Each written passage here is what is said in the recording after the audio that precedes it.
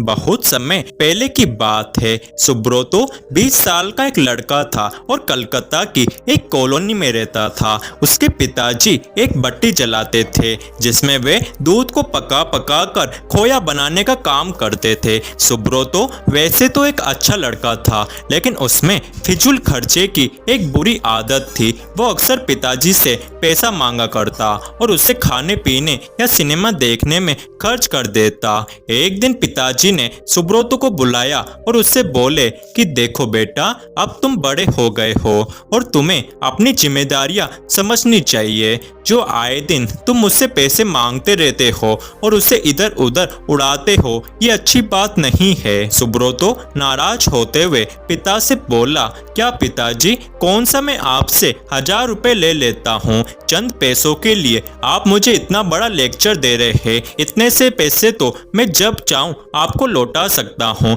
सुब्रतो की ये बात सुनकर पिताजी बहुत क्रोधित हो गए, पर वो समझ चुके थे कि डांटने फटकारने से कोई बात नहीं बनेगी। इसलिए उन्होंने कहा, ये तो बहुत अच्छी बात है बेटा, तुम ऐसा करो कि तुम मुझे ज्यादा नहीं, बस 1 रुपए रोज लाकर दे दिया करो। सुब्रतो मुस्कुराया और खुद को जीता हुआ महसूस कर वहां से चला गया।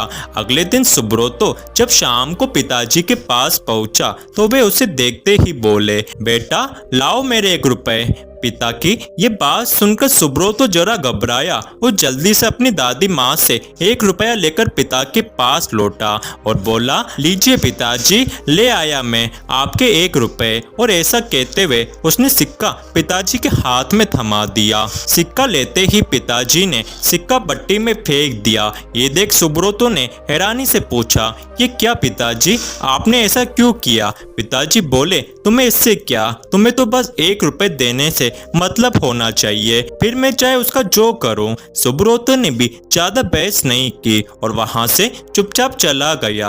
अगले दिन जब पिताजी ने उससे 1 रुपया मांगा तो उसने अपनी माँ से पैसा मांगकर दे दिया। कई दिनों तक यही सिलसिला चलता रहा। वो रोज किसी दोस्त यार या संबंधी से पैसे लेकर पिताजी को देता और वो उसे भट्टी में फेंक देते। फिर एक दिन ऐसा आया जब हर कोई उसे पैसे देने से मना करने लगा। सुब्रतो को चिंता होने लगी कि अब वो पिताजी को 1 रुपए कहां से लाकर देगा। शाम भी होने वाली थी, उसे कुछ समझ नहीं आ रहा था कि वो करे क्या।